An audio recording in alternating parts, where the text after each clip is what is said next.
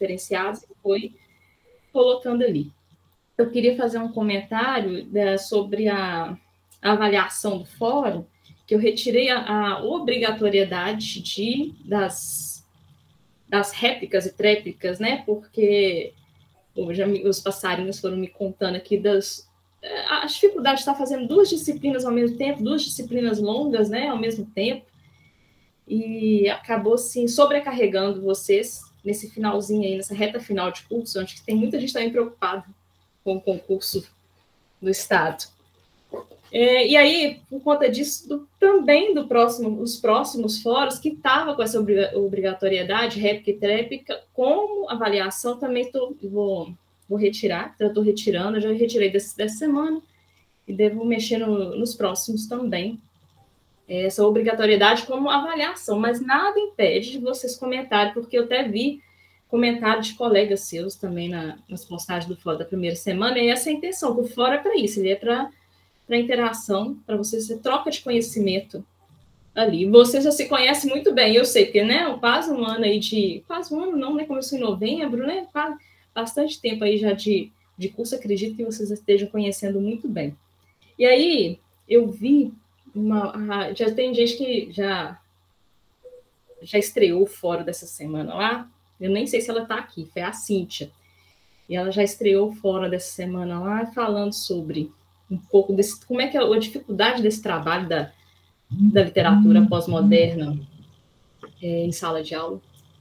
E ela tocou num ponto muito interessante, que é o fato do novo ensino médio quase não dar espaço para literatura, que acabou fundindo com a língua portuguesa, e o espacinho ali ficou muito, muito restrito. Na realidade, se eu não me engano, né, eu vejo que o novo ensino médio ele foca muito nesses itinerários formativos e acabou mesmo deixando mesmo bem de lado essa parte de literatura, acaba focando na redação, né, coloca assim, né, aulas de redação, e ficou de lado. E acaba que muitos professores, por estar focando mesmo na língua, também, e pela facilidade que é da aula de língua portuguesa, acaba deixando de lado a parte literária, principalmente quando chega nessa parte do moderno.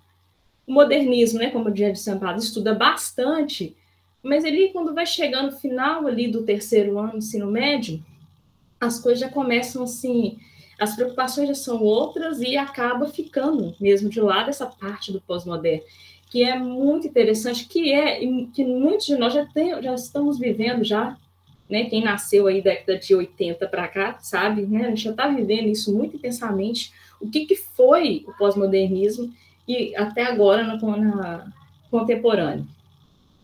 E naquela caminhada entre o modernismo, vindo para o pós-modernismo, essa pós-moderna, as coisas já começam, assim, a tomar outras formas do que estava lá no modernismo, né?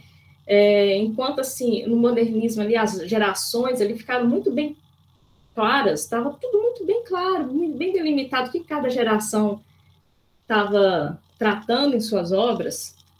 Quando vai chegando o pós-moderno, as coisas já tornam mais fluidas, mais soltas. Não soltas no sentido que pode-se fazer qualquer coisa, mas tudo muito bem trabalhado, de forma a trazer a sociedade, mostrar os problemas sociais para a gente. Então, quando vem o pós-modernismo, pelas datas, ele começa ali delimitando, né? Década de 60 do século XX, muita coisa está acontecendo no Brasil. E entra a ditadura militar, o contexto político muito forte. Isso faz com que os autores comecem a indagar as questões políticas, comecem a ter um tom mais questionador de tudo que está acontecendo no mundo à volta. E, assim, deixando de lado coisas que antes aconteciam, às vezes, no modernismo, e falando, agora nós queremos fazer diferente, mudar um pouco tudo que está acontecendo aí, vamos fazer uma revolução. Lógico, mais uma vez eu falo, que nada veio com datas delimitadas. data tal, data tal. A gente não pode delimitar datas, mas a gente mais ou menos vê pelas obras. Por exemplo, eu vou tratar mais na frente, na próxima semana, quando trato da poesia. Apesar do concretismo estar ali no final dos anos 50, ele está muito mais próximo desse pós-moderno. Está muito mais ligado ao pós-moderno do que a geração anterior. Então, por isso que a gente não pode delimitar datas. Então, aqui, nessa semana, a gente vai tratar mais especificamente da prosa. Hoje eu não trouxe, hoje eu não tenho apresentações, hoje eu vou só no gogó para vocês. E vamos tratar assim, das características que marcaram muito a prosa no que foi esse período, né, de quase 40 anos, entre 1960 e 2000. E aí a gente vem para um pontinho assim, muito fácil de observar o que acontece nessa prosa. Inicialmente, a gente vê algumas mudanças que até então eram pouco percebíveis na prosa que acontecia antes, com aquela linearidade, com início, meio e fim, tudo certinho. E uma das coisas que vem marcar a prosa pós-moderna é exatamente essa fragmentação de tempo. Muito dos livros, muita coisa que vem, tem aquela coisa que mistura e que nós, leitores, é que temos que ir montando à medida que o narrador vem trazendo as informações para a gente. Hoje em dia, a gente vê muito isso em filmes e séries e tudo, que começa no final, passa para o meio, depois vai no início e você fica ali perdido, às vezes no início da história, mas no final você se encontra, você entende tudo o que estava acontecendo. Muitas dessas histórias assim, realmente começam no início, tem um inicinho ali e tudo, mas depois começa aquela vai e volta, que pode deixar em primeiro momento a cabeça da gente um pouco confusa com essas mudanças temporais que ocorrem. Mas, à medida que você vai lendo, muitas vezes nem é uma leitura fácil, mas à medida que você vai lendo o texto, você vai encontrando e se encaixando ali. E é por isso que, às vezes, é uma leitura muito difícil para aluno, e aí o que dificulta, às vezes, o professor para levar esse tipo de leitura para um aluno de ensino médio, um aluno mais maduro, né, de ensino médio, de terceiro ano, pelas dificuldades de leitura. E, às vezes, é necessário que o professor leia com o aluno para ele poder compreender melhor a história. E, às vezes, com uma ajudinha aqui, uma ajudinha ali, as coisas vão encaixando. E aí eu vou entrar num dos livros que eu indiquei lá, que é o próprio Cidade de Deus, em que a gente vê isso muito claramente. Eu estou falando da obra literária, a obra literária que foi adaptada para o cinema, então muita gente só conhece a versão cinematográfica, não conhece a versão do livro, a obra impressa. E que tem diferenças, lógico, porque com a adaptação, o roteirista ele tem que fazer alguns ajustes, mesmo de nome de personagem, fundir personagens, ou desmembrar personagens, para poder a obra fluir de uma forma. Mas, até mesmo na adaptação cinematográfica, a gente vê o tanto que tem essas passagens de tempo. Ao mesmo tempo que está falando lá da década de 60, já pula lá para a década de 90, então assim, vai e volta, e isso é uma característica muito marcante nessa literatura pós-moderna, fazer o leitor exercitar a mente para poder compreender aquela narrativa. Não é fácil. Muitas vezes, para quem não está acostumado, não é fácil. E eu vou até citar, no caso aqui, a segunda obra que eu deixei lá, e aí eu tenho o Feliz Ano Novo, que é o conto, ele torna-se muito forte nesse período pós-moderno. No caso aqui tem Deixa eu ver se está certo. Ah, apareceu. Feliz Ano Novo, de Rubem Fonseca. É um livro de contos. O Rubem Fonseca, ele escreve muito duro. Ele tem uma linguagem forte, que tenta impactar o leitor com aquilo que ele escreve, mas eu não vou falar bem da primeira, do conto que abre o livro, que eu não sei se muitos de vocês conhecem, mas o conto que dá título ao livro, né, que é Feliz Ano Novo, mas eu quero tratar de um especial, que é A Nau Catrinita. É um conto que mostra essa mudança também de narrativa, ao mesmo tempo que está ali mostrando o futuro, está mostrando o presente, está mostrando o passado, futuro não, desculpa, está mostrando um passado, mostrando toda uma tradição familiar que, à medida que a narrativa flui, traz uma angústia muito grande. Eu não estou querendo dar spoilers, tá, gente? Estou tentando ir sem dar spoiler. É um texto que vai te deixando angustiada. Eu não sei se algum de vocês conhece esse conto. À medida que a leitura vai fluindo, te traz uma angústia muito grande. Aí você vai compreendendo, à medida que ele vai lá no passado contar alguma história, alguma coisa da história do pai, e quando volta no futuro, no presente, desculpa, você já vai imaginando qual que vai ser o desencaminhar da história, aquele futuro que a namorada dele vai ter. É uma coisa angustiante, é muito forte. Eu não estou querendo contar, né? Já estou dizendo. Mas foi um texto que, aí, eu falando a importância de uma leitura em voz alta. É um texto que eu li durante a faculdade, mas foi lido em voz alta pelo professor, exatamente para mostrar para a gente esses momentos de angústia, como que o ir e vir, passado e presente, torna a construção do texto primorosa, por assim dizer, que faz a pessoa que está lendo construir, e construindo aos pouquinhos, já imaginar, é isso que vai acontecer. É uma narrativa leve, sim, fácil de acompanhar, fácil de ler, mas que toca muito forte quem está lendo. E aí, com essa ida e vinda de tempo, temporal, que você só observa à medida que você vai lendo. E, ainda tratando dessa parte de tempo, entro no terceiro livro, que eu até deixei. Aí são os livros ali, eu deixei, acho que um só que eu consegui ele como versão, né, PDF completo, que poderia ser disponibilizado. Os outros dois estão, eu não estou lembrando qual que é qual, mas estão só trechos disponíveis na internet, e aí quem quiser e puder pegar para ler, vai ser muito bom. E o último, que é o Lavoura Arcaica, que é um livro primoroso de Raduan Nassar. Também não sei se vocês já tiveram a oportunidade de ler.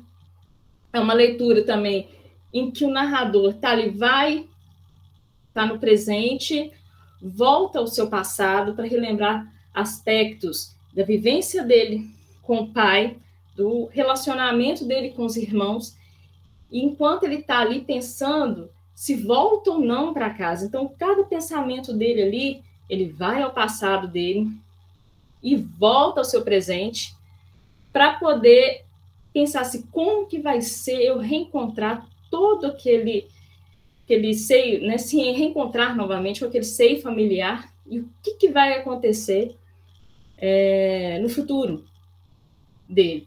Então, esse vai e volta, e faz com que, e aí entrando num outro aspecto, que seja um narrador, a narração ela é muito intensa, complexa, porque ele narra com pensamentos, o tempo todo pensando, os primeiros, pelo menos 10 primeiros capítulos ali, é muito mais os pensamentos desse narrador.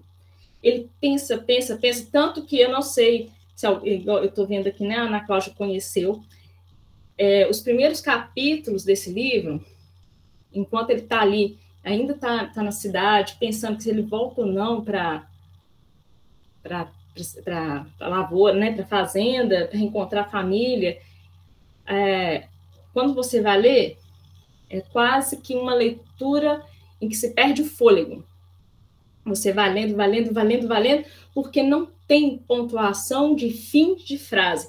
Começa com letra maiúscula o capítulo e vai até o final do capítulo, lá no final do capítulo que tem a pontuação de fim de frase. Então, são todos vírgulas, 2 pontos, mais vírgula, 2 pontos, ponto e vírgula. Então, é direto. Então, assim, é uma narração que você perde o fôlego com a leitura. Então, tudo ali é o pensamento do André o tempo todo, pensamento. Pensa o seu pensamento. Como que seria o seu pensamento? Seu pensamento tem ponto final? Seu pensamento tem interrogação? Não tem. Então, isso é que acontece nos primeiros capítulos, ali não estou lembrando até qual, se é até o 10º, até a volta dele para a fazenda. Então, são só pensamentos, porque ele está sozinho, pensando no quarto dele, com a chegada do irmão dele que vem buscá-lo. Então, ele pensa como vai ser, e nesses pensamentos volta a lembrar do passado, o que aconteceu no passado, e aí já vai dando diquinhas assim pra gente, que é uma coisa muito interessante, tanto quanto a Nau Catrineta, quanto esse livro de Radwan Nassar, eles vão mostrando, vão dando dicas, pistas do que acontece, do que aconteceu, o que pode acontecer no final, e o que aconteceu para a vida daquela pessoa tá daquele jeito. O filme, que também, né, que eu estou vendo aqui o Jonas colocando, o filme, eu acho que é muito bom, muito bonito, mas a leitura, como eu disse, essa leitura que não tem pausas, que não tem... É um monte de pensamentos, os pensamentos vão vindo na cabeça deles, os pensamentos vão vindo, e ele vai falando aquilo, jogando ali pra gente. É um narrador que ele passa um pouquinho daquele narrador-personagem, ele dá uma fusão, assim, entre um ser onisciente com um narrador-personagem, então tá ali confuso em seus pensamentos, só jogando pro leitor saber o que ele tá passando. Não é fácil uma leitura dessa, é difícil acompanhar. Já estamos cringes. Com certeza não tinha lido o resto da frase, não, já estamos. É difícil de acompanhar no início, assim, que você vai lendo aqueles pensamentos, mas depois as coisas vão se adequando. Eu acredito que o narrador mais complexo dessas 3 obras que eu trouxe é o do Lavoura Arcaica, exatamente por isso, pelo fato de inicialmente ter muitas reflexões dele, é ele refletindo, e ele só tem o lado dele, as reflexões, só tem um lado, só o lado dele, porque ele pensando, ele querendo saber, ele volto, não volto, vou reencontrar pessoas que eu não queria, às vezes, no momento, reencontrar, para levar ao ápice do livro no final. Mas é um narrador que você está dentro da mente dele. Ele não está só contando o que está acontecendo. E aí, nesse momento, assim, que a prosa pós-moderna traz para a gente uma inovação, quer dizer, você consegue estar dentro da mente do personagem e, com isso, saber tudo o que ele está pensando, ou pelo menos o que ele quer nos passar. Nesse caso aqui, a gente pode pensar nisso, o que ele quer nos passar. Gente, eu esqueci a água. Nas outras obras, já é um narrador mais... já temos narradores em terceira pessoa, narrador em primeira, mas assim, não tão intenso, não é um narrador tão intenso como em Lavoura Arcaica, que é um narrador que a gente mergulha com ele em tudo que está acontecendo, e nas pistas que ele vai dando para a gente durante sua narração. Então, assim, ele é ele é profundo. A gente consegue, assim, estar dentro da alma dele. Em relação ao tempo, né, também, voltando aqui ao Lavoura Arcaica, como já disse, tem aqueles saltos de tempo. Vai lá na frente, vai lá atrás, volta aqui na frente. E uma coisa que marca muito na obra dele é essa relação familiar, que muitas vezes lembra mesmo, assim, essas década de 50 para trás, assim, uma família ali muito junta ali, em volta de uma fazenda, né, uma lavoura que precisa trabalhar a terra para poder vender, e tudo que acontece, às vezes, ali, muito, muito em volta de um patriarca, e que esse narrador, Andrei, está querendo sair fora desse mundo, né? Lógico, claro, por um problema maior, um íntimo dele, com uma questão que se vê muito pouco na literatura, não se via, que é trazer as questões da sexualidade para a obra, para as obras literárias, e não qualquer sexualidade, esse tipo que vem em Raduanassar, no Lavoura Arcaica, não é qualquer coisa, é trazer aquela coisa que vai te chocar. Então, a sexualidade ali, o problema dele com a irmã, aquilo é para chocar, nos choca como leitor, porque nós não estamos acostumados a ver isso sendo tratado, de forma tão assim, não é explícita, porque no momento fica explícita, a coisa vem vindo assim, fica nos subentendidos, para a gente ir compreendendo o que acontece. Mas está ali, entendeu? De alguma forma, a situação da sexualidade está ali. Não explicitamente, mas à medida que a gente vai lendo, a gente consegue ver como que as coisas acontecem. Depois, voltando aqui em Rubem Fonseca, e agora tratando um pouco mais dos personagens, como ele é um autor que vê os personagens muito friamente, muito secamente, e de forma mais realista possível, mas não é aquele realismo lá do naturalismo, realismo lá daquela época, não. Mas é uma coisa assim, olha como o ser humano realmente é, olha as coisas que realmente podem acontecer na vida real. Coisas que a gente acredita, fala assim, não, que isso é impossível na vida real. Mas não, ele mostra, ó, aqui, ó, é possível. Os contos dele, principalmente o primeiro conto, aqui, o Feliz Ano Novo, mostra também isso mais claramente. O caso da Nova Catrineta, ele traz isso. E é bonito. Eu mesmo escrevi. Ele traz isso, mas de uma forma ainda uma ficção. Que, assim, não, pode acontecer, mas calma, isso aí não aconteceu. Tá? Assim, e aí, quando ele vai trazendo para a gente a história, e a gente fica imaginando, gente, quantos crimes não podem ter ocorrido assim, de forma assim, que ninguém fique sabendo, assim, da maior tranquilidade e naturalidade possível, e aí a pessoa vai indo, vai caindo ali na lábia, e vai indo devagarzinho, e vai caindo, e quando viu, já foi. Pessoas que você mais confia, talvez, e aí você acaba entrando numa maior furada por conta disso, né? Então, sim, a gente vê, assim, são personagens que estão ali tentando ganhar alguma coisa em relação a uma outra personagem. Então, ele tentando enganar uma personagem para poder ter algum benefício em troca de costumes. Tem muitas famílias que ainda vivem de costumes. Então, por conta de um costume familiar, eles vão enganando um personagem, enganando, a pessoa vai ali, não sabe o que vai acontecer com ela, e a gente vai ficando ali, vai ficando angustiado com tudo que vai acontecendo, mas, no final, vem o que a gente menos esperava. Assim, a gente fica todo mundo, não, gente, isso não vai acontecer, e no final acontece. A gente não está esperando aquilo acontecer, e no final as coisas acontecem.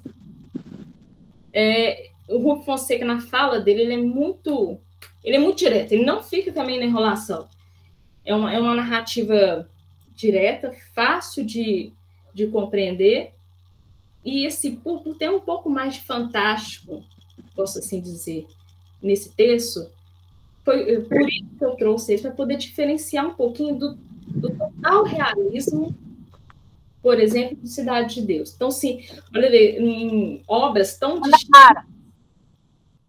distintas, a gente vê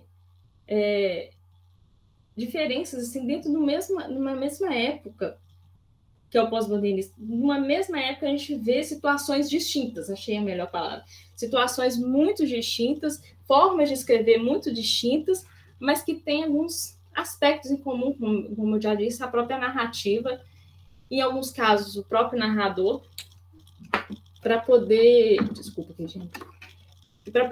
Que na sua escrita acaba trazendo uma singularidade para uma época só.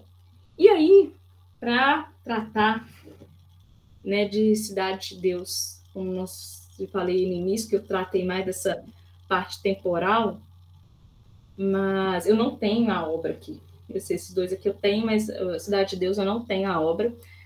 Mas o que mais marca, além desse problema, dessa questão temporal, acaba fazendo muito cuidado com os... Posso que nem o meu aqui, eu ponho... Posso que nem o meu aqui, eu ponho a piranha para prender e para de ficar pegando. Quanto mais você pega, mais oleoso fica. Regina, o seu áudio está aberto e eu estou escutando tudo que você está falando. Deve ser com sua filha.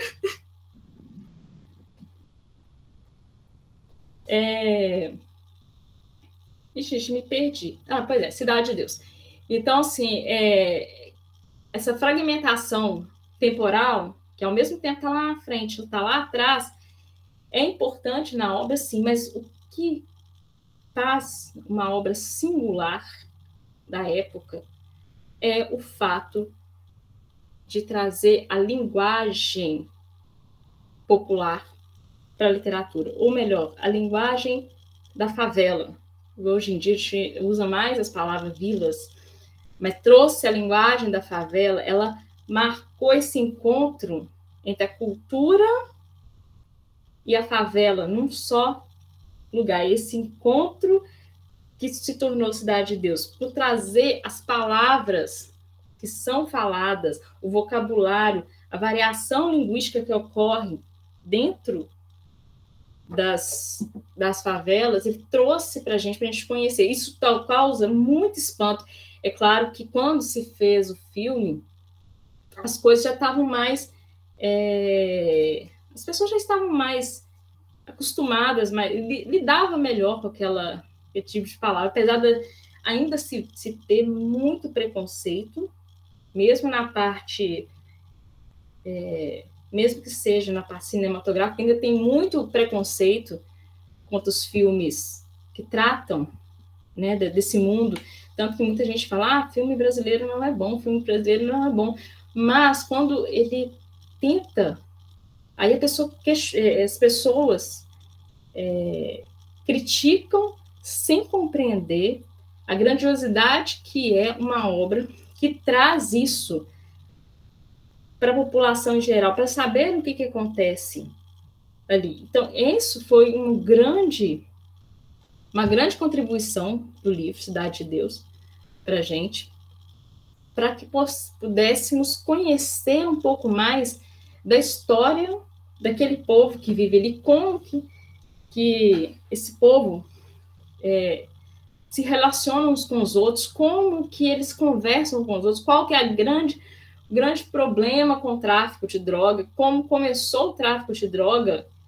como se fortaleceu o tráfico de droga, que até então as favelas, elas tinham grande foco, às vezes ali era o jogo do bicho, e aí de repente o tráfico começa a crescer, e é isso que tem muito preconceito com o cinema nacional, e é isso que o filme vem mostrar, como que de repente é apenas jogo de bicho, a coisa foi crescendo, né, nas ilhas e favelas, para chegar ao tráfico de droga. E daqui a pouco nós vamos ver outra evolução que já está passando, principalmente no Rio de Janeiro, já tem uma outra evolução que já saiu do tráfico para a milícia ali, narcomilícia, já está assim, é uma outra situação, uma outra história. Mas o livro, ele vem trazer para a gente Isso que o leitor em geral não conhecia. Conhecia, vamos ler livros que tragam a realidade para a gente, mas essa realidade nua e crua que machuca começa a vir com o pós-modernismo. O pós-modernismo ele é tão eclético em termos de prosa que ele consegue ser democrático nas coisas que acontecem no Brasil, tratando desde aspectos políticos e aspectos sociais a aspectos psicológicos. Então, quando André ele vai narrando, começa o livro, ele falando, na realidade ele não fala, ele pensa, ele só pensando, a gente vê o que se passa dentro dele. Ele se abre para a gente de forma de pensamento, ele está ali se abrindo, assim, ele está assim, olha, entrem aqui e vejam o que está acontecendo comigo. A parte psicológica afeta demais ele, o sofrimento que ele tem de tudo que aconteceu e os sentimentos dele pela irmã, isso abala demais ele, e ele nos deixa ver isso. E realmente, esse Segunda Chamada de Sob Pressão mostra muito isso, assim, você foi num ponto certo, assim, certeiro. E isso vem agora com o pós-modernismo e com o contemporâneo, mostrar para a gente como que é a realidade. Não ficar fantasiando, poderia ser isso, poderia ser aquilo, olha como é lindo, olha como são as novelas de Manuel Carlos, como são lindas pessoas do Leblon. A vida não é Leblon. A vida é isso que a gente mostra nesses livros. É isso que a gente mostra em série, sabe? O SUS não é lindo, maravilhoso. No hospital do SUS não é lindo, maravilhoso. Não, olha como é que as coisas funcionam de verdade. É desse jeito. Olha como é que é uma sala de aula do noturno, no EJA noturno. É desse jeito, principalmente em localidades mais carentes, né? Lógico que não vai ser, não estou tentando generalizar as coisas, não, mas e principalmente em comunidades mais carentes, onde que você tem até o medo de sair do lado de fora. Eu já trabalhei à noite em escola e a gente sabe como é que é, assim, tem que sair todo mundo junto para não correr o risco de ser assaltado lá fora. Apesar de todo mundo respeitar muito quem trabalha, os professores, à noite, tudo, mas a gente tem que ter cuidado ao sair, né? E para finalizar, assim, essa parte dessa exposição, que hoje eu resolvi ser um pouco mais rápida e mais direta, que aí quem vier com comentários e tudo, vai ser muito bom, porque para não exatamente não cansar vocês demais, e tem muita coisa para a gente fazer, a prosa pós-moderna, ela abre o caminho para o que a gente vai encontrar agora no contemporâneo.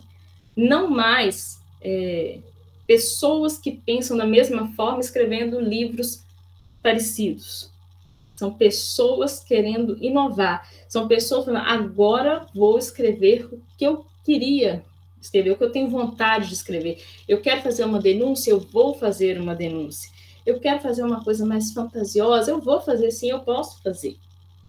Não fica mais preso a regras de uma determinada escola, de uma determinada época. Porque quando você vai lá no modernismo e vê a geração clássica ali de 22, depois vem cada uma das gerações, eles têm formas de escrever muito próximas ali, por isso que eles foram reunidos por gerações. Quando chega a década de 60 para cá, com toda a revolução que o mundo está passando, desde fim de guerra de 45, que aí as nações começam a ficar mais livres, mais soltas para a parte cultural, que eu quero dizer, e vem a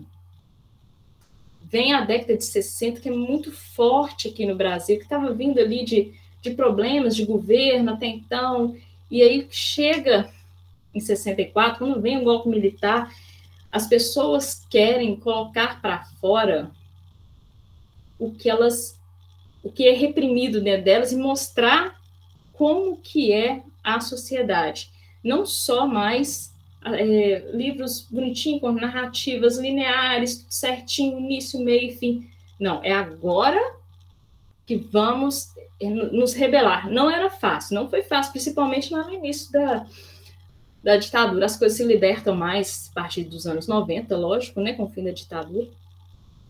Mas quando trata assim, de questões estruturais de uma narrativa, em que se pode se mexer com o tempo e trazer um narrador que mais envolvente, que se envolva mais com a história que ele está ali contando, que você mergulha na mente dele, isso é uma inovação muito grande para a época. Eu aconselho, quem nunca leu, pelo menos, né, eu coloquei lá no Moodle, recomendo muito a ler, tanto Lavoura Arcaica, como Cidade de Deus, porque no caso da Cidade de Deus, como foi em Lavoura Arcaica, uma coisa é você ver a obra cinematográfica, outra coisa é você pegar o livro, porque o trabalho com a linguagem é uma coisa fenomenal. O fato desses autores conseguirem trabalhar com a linguagem, como eles trabalham, nos dá-se como que é legal isso aqui que ele fez. O fato mesmo de Lavoura Arcaica, que ele vai nos pensamento, parece que você vai até perder o fôlego da leitura, de tanto que você está mergulhado nos pensamentos dele, ou até mesmo no Cidade de Deus, que você vai vendo aquela linguagem que você não tinha contato, e uma coisa, como diz, é você escutar ali aquilo ali saindo da boca do personagem na obra cinematográfica, e outra coisa é você estar lendo aquilo ali, falando, nossa, olha como que é a construção aqui dessa linguagem, olha como o autor conseguiu ele conseguiu trazer essa gíria aqui nesse contexto, e eu não conhecia, não sabia como que era, e naquela construção ali de frasaldo, toda a página, às vezes, do livro, assim, que te deixa assim, extasiado com um grau de trabalho técnico que há do autor para aquela obra dele. É fantástico. Então, eu aconselho muito a ler. A Nau Catrinetra, eu acho que, acho que está inteira lá, né? Deixa ela inteira no mundo. É um conto muito curto.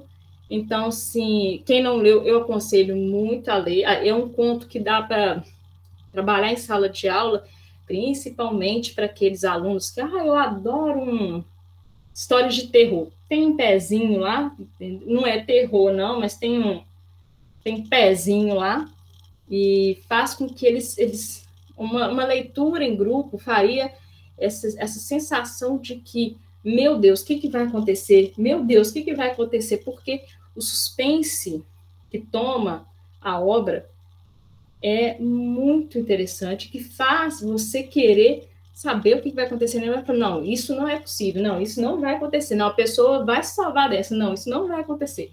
E é muito interessante. Eu, no fórum dessa semana, eu coloquei lá esses desafios que a gente tem para poder trabalhar essa literatura pós-moderna na escola. Já tem as dificuldades de tempo, lógico, né, pelo tempo.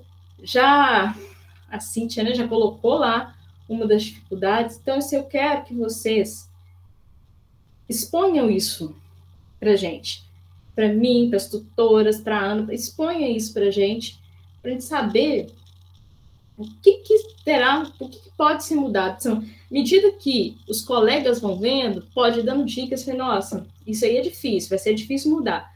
Por quê? Com esses 3 fóruns que vão ter de agora em diante, todos vão ter o mesmo foco. Trabalhar as dificuldades a gente vê as dificuldades de agora vai ser da prosa, no próxima semana vai ser da poesia, e no final a literatura contemporânea como um todo, né, século XXI, para poder fazer o trabalho final. Porque no trabalho final, como vocês vão ter que fazer, planejar uma aula e tratando exatamente dessa literatura mais nova, né, mais recente, na contemporânea, então vai ser necessária essa discussão das dificuldades primeiro, para depois você vir com o seu planejamento, como que você trabalharia isso. Era para ter falado isso na aula passada, mas foi tanto assim, foi tão corrido que acabou, não deu tempo de falar. Sim, vai ser, tá? Vai ser. Eu não sei se Ana pode ser mesmo em dupla, porque eu tinha deixado em dupla atividade final. Pode sim. Né? Pois é. Então vai ser mesmo em dupla para facilitar para vocês. Tá? Então, foi isso que eu pensei desde o início, porque eu não sabia que vocês iam ter outras atividades, tá? Gente, por hoje, a minha falação, o que eu tinha de falar hoje era isso para vocês. Agora é vocês falarem alguma coisa comigo. Pode ser individual, né? Não tem problema não. Se você der conta, pode ser individual, sem problema. Alex. Pode falar. Bom, professor, primeiro, como é que eu pronuncio seu nome? Nefer. Nefer, professora Nefer. Bom, comentar algumas coisas, né, que você trouxe para nós. Dificuldade de trabalhar pós-modernismo e até mesmo a contemporaneidade na escola. Uhum. Primeiro, como os autores do pós-modernismo para cá, eles tiveram a liberdade de criação, não estavam presos a nada, eles criaram da forma que eles acharam, e muitas das vezes o entendimento que o aluno tem dessas obras fica mais difícil. Muito. Trabalhar muito com eles em sala de aula para criar um raciocínio lógico para eles entenderem. O que é complicado em função do tempo que você bem colocou, né? Então, o tempo ali joga contra.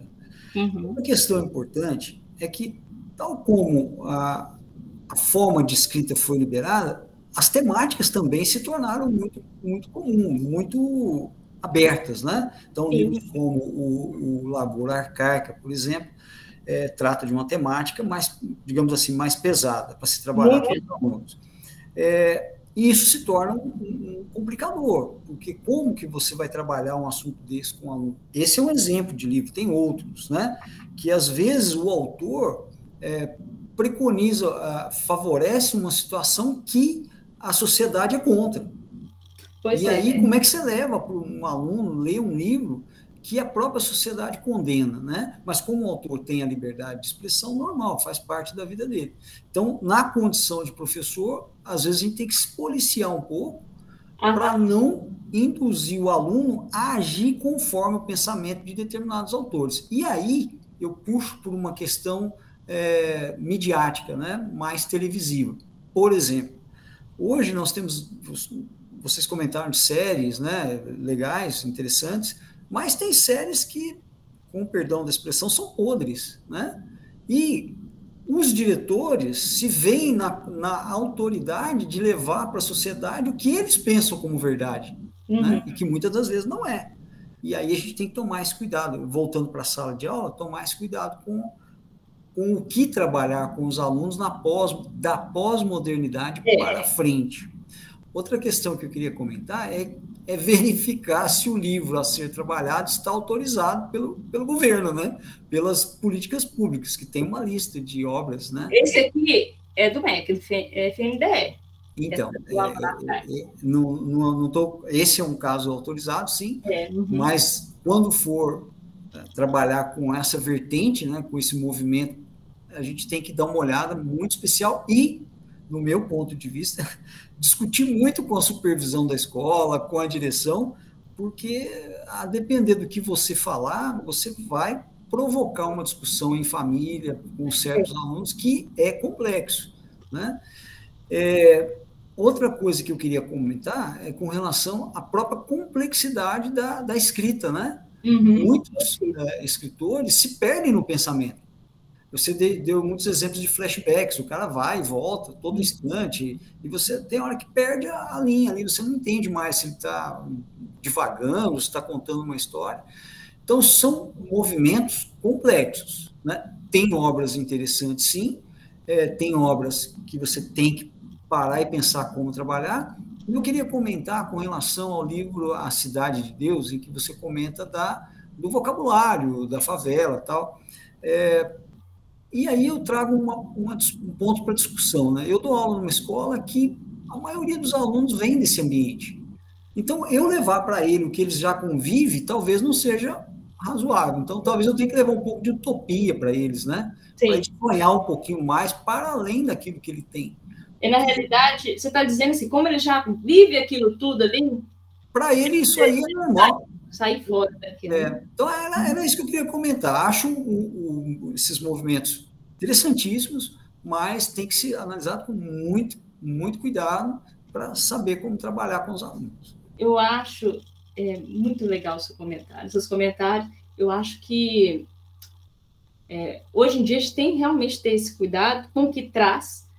Não é fácil trabalhar isso, não é meu. E até precisa de muita maturidade. Muita maturidade. E que muitas vezes esse aluno do ensino médio, ele não tem. Ele não tem essa maturidade. Então, assim, ele vai brincar, ele vai... Primeiro, já é difícil fazer esse aluno ler, independente da obra que for. Já é difícil fazer ler. E ele não tem maturidade. Hoje parece que as crianças estão demorando um pouco mais a ter essa maturidade. Talvez aí vai conseguir ler, sabe, se fizer um curso de letras, né? Aí eles vão conseguir chegar a esse tipo de leitura, né? Ou às vezes com mais maturidade, eu gosto de ler, vou ler um livro indicado lá na minha época de escola pelo professor. Mas é muito complicado. E, assim, a situação familiar, como você mesmo diz, torna a gente ter que ficar pisando em ovos. A gente não sabe o que acontece na família. O que ele for chegar dentro de casa e falar assim, olha, eu estou lendo isso lá na escola, o livro trata disso, a gente não sabe qual que vai ser a reação da família. Eu vou dar um exemplo aqui que não tem relação exatamente com a literatura, mas eu pedi um trabalho de pesquisa familiar para a aluna minha, para no final ela fazer um texto. Então, tem toda uma preparação para o final os alunos me entregarem um texto. E o pai simplesmente não aceitou que a menina fizesse esse trabalho de pesquisa familiar. E falou assim, a professora está querendo saber demais da nossa vida. Então, assim, e ela toda triste falou comigo, professora, meu pai não aceitou eu fazer essa pesquisa e falou que você está querendo saber demais da nossa vida. Então, assim, eu tive que aceitar, porque já é um pai mais difícil, eu já conheço a situação, mas aí eu tive que relevar e dar uma outra atividade para ela, mas tem isso também, a gente tem que pensar muito no como que isso vai chegar na família e como que a família vai trazer isso de volta para a gente.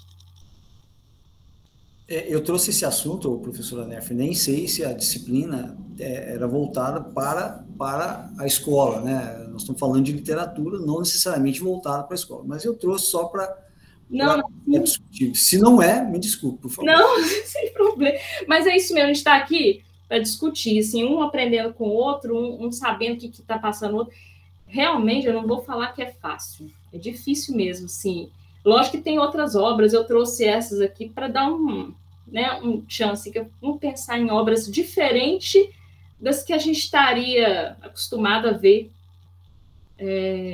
num curso de literatura. Então, trouxe algumas obras um pouco diferentes. Mas a gente tem que pensar muito nisso mesmo, que é difícil trabalhar com uma geração que está vindo aí, que tem questões, né, familiares, religiosas, que talvez há 10 anos atrás a gente não teria tanto isso. E as tecnologias aí acabam também deixando a cabeça desse aluno um pouquinho mais fechada, tanto para leitura quanto para inovação. Sheila, você levantou a mão, depois baixou e... Não, eu esbarrei aqui. Desculpa. Desculpa. E alguém mais? Eu estou vendo aqui, Daniel. Olha, eu acho assim, estratégia nova, eu gosto muito mas não é novo, né? O que eu vou falar aqui não é novo. Mas rodas de conversa, porque é difícil o aluno querer ler. Leitura de livro né, leitura assim, de uma obra literária, para muitos ela é muito cansativa, porque é muito mais fácil você ficar vendo um short de YouTube ou um videozinho curtinho do TikTok do que parar para ler um livro.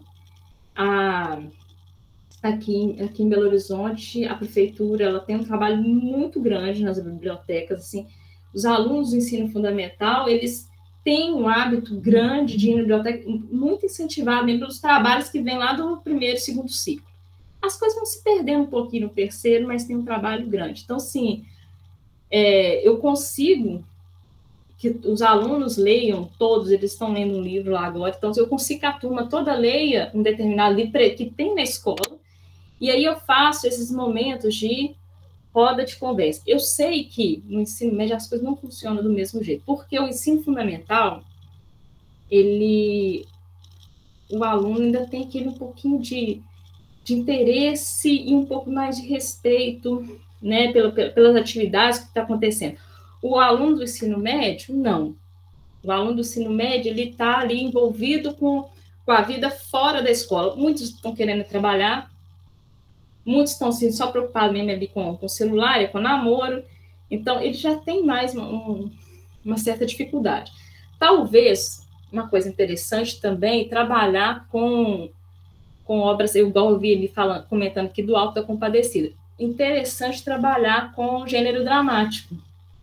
Bem assim, é lógico que tem que ver uma coisa mais recente, tudo, mas colocá-los para encenar, não como obrigação. Se tiver alunos dispostos com encenação, né, para poder dramatizar, né, trazer para a escola, trazer para a sala aquilo em forma de teatro, eu acho que é uma boa sacada. Ou então até mesmo eles mesmos adaptarem, porque o Alto da Compadecida já está ali, né, adaptado. Já é um gênero dramático. Agora, se eles também puderem adaptar isso, eu acho que seria muito, porque eles gostam. Essa parte de interpretação, eles gostam. Oi, Alex, pode falar. Uma contribuição, né? Não me foi me pedido, mas eu vou contribuir. Eu estou aceitando. Lá com o Daniel. Um gênero interessante trabalhar com os alunos, isso em qualquer nível, é a literatura de cordel. Uhum. E a literatura de cordel dá margem para levar para o rap, para levar para o slam, coisas assim, né? Então, talvez o cordel possa ser uma porta, né, para caminhar. Não que literatura de cordel seja uma literatura menor, como muitos dizem, não é. Muito pelo contrário, né? É uma literatura com M maiúsculo, maior, né? Mas é uma literatura que de um acesso mais fácil para o aluno. Sim, uhum. E eles gostam, além da escrita, né, eles têm as imagens ali do cordel, chamam muita atenção dos alunos, eles gostam disso. Estou vendo aqui o negócio do Bem Amado. Gente, imagina, eles lendo Bem Amado, né, já a parte ali contracenada, cada um lendo uma parte, eles acham isso interessante, cada um tem o seu personagem e reproduzindo aquilo em sala de aula, né, dramatizando aquilo, eles gostam bastante. Mais alguém, gente? Eu? Professora, então, se não tiver mais interlocuções, como nós já estamos agora às 21h02, podemos já ir encerrando o nosso webinário? Podemos, eu agradeço a todos mais uma aula, e aí semana que vem estamos de volta. Vamos lá. Eu sei que vocês estão cansados, gente. Obrigada, professora, pela consistente aula, pelas abordagens tão interessantes, e boa noite a todos, até o nosso terceiro webinário. Isso, até semana que vem, gente. Boa noite. Até mais. Boa noite, pessoal. Boa noite, até mais. Tchau.